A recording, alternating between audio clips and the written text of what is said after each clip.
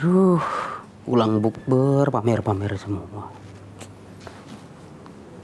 Dari mana, Bob? Ini Gus datang dari bukber, Ngapain teman-teman. kok kelihatan sedih gitu? Iya, bukber itu kan teman-teman ada yang sukses beberapa cerita-cerita. Saya juga sih, maksudnya saya cerita kalau saya ikut Gus, Pak Iya. Menteri gitu. Teman saya tapi menarik, dia lolos BUMN, gajinya 2 digit. Wah, Terus kemudian dia sukses punya pamer mobil. apa? Konteksnya pamer apa bersyukur? Nggak tahu tuh di situ Gus, tapi itu saking asiknya saya mendengarkan pamer-pamer mereka, saya jadi ketinggalan sholat maghrib ini. Oh, makanya sedih saya. Itu namanya keasikan ya? Enggak? Iya, tapi saya mau negur gak enak. Oh, bukan keasikan karena nggak enak. Ya, nggak enak Gus.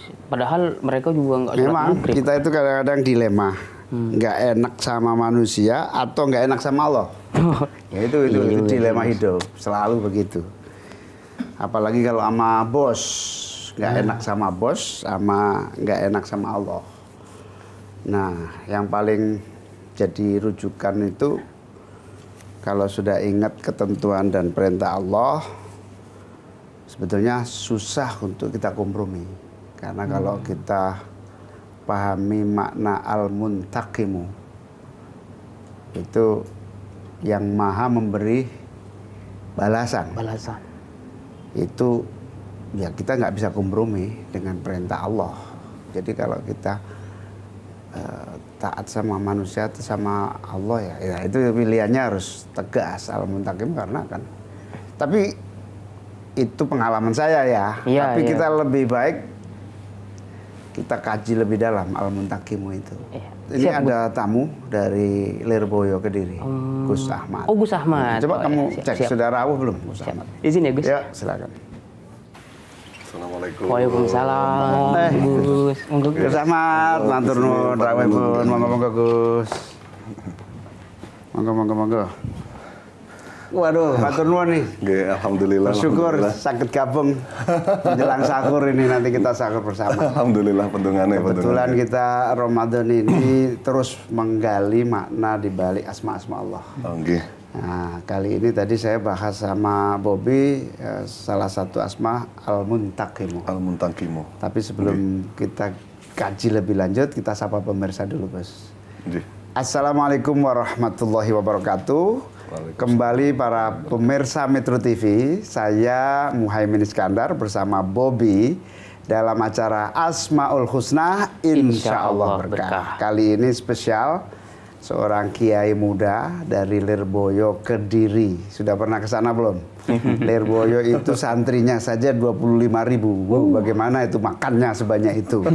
Kita tidak akan membahas MBG dulu, makan bergizi gratis, karena banyaknya santri itu, berapa dapur yang perlu disiapkan.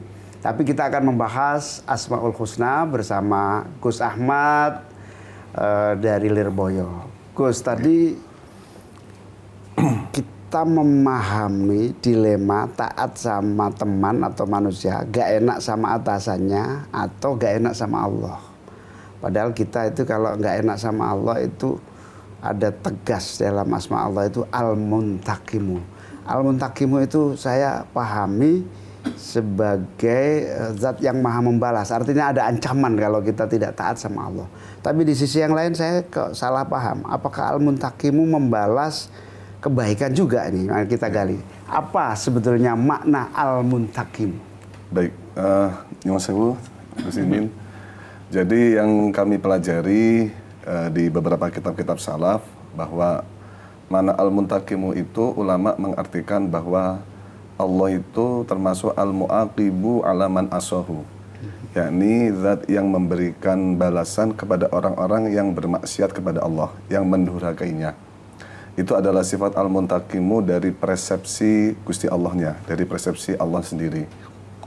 Cuman kalau dalam keterangan yang lain di selanjutnya kitab itu, bahwa ada persepsi sifat al-muntaqimu dari hamba, persepsi dari hambanya. Yakni kalau secara secara gampang, persepsi al-muntaqimu dari sisi hamba yakni manusia tersebut dia harus melawan musuh terbesarnya sendiri, yakni nafsunya manusia itu sendiri. Karena kita secara tidak langsung kita itu punya musuh yang ada di dekat kita sendiri, yakni nafsu kita. Nafsu kita. Nggih. Ya kayak tadi, seumpama disuruh memilih mana yang lebih dicondongkan atau yang terbaik, apakah A atau B, maka di sini ada ulama yang memberikan sebuah tawaran. Dalam makalah tersebut dikatakan idzal tabasa amroni fangzur athqalahuma 'ala nafsi fattabi'hu. Jadi kalau seandainya ada dua perkara yang membuat kamu bingung, contoh disuruh sholat atau disuruh mengerjakan taat kepada Allah atau mengikuti atasan, mana yang diprioritaskan, maka lihatlah dari dua perkara itu yang paling berat menurut nafsu. Jadi kalau seumpama kok perkara A lebih dicondongi nafsu, berarti jangan milih yang itu. Milihlah yang kira-kira nafsu itu berat.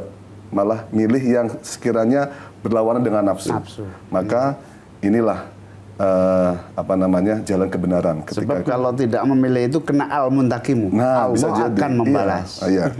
Memberikan balasan. Ya, jadi tegas sekali asma Allah al-muntakimu adalah teguran keras. Hati-hati kalau kamu bermaksiat maka Allah akan membalasnya. Tetap bersama kami Gus Ahmad dan Bobby dalam Asmaul Husna, insya Allah.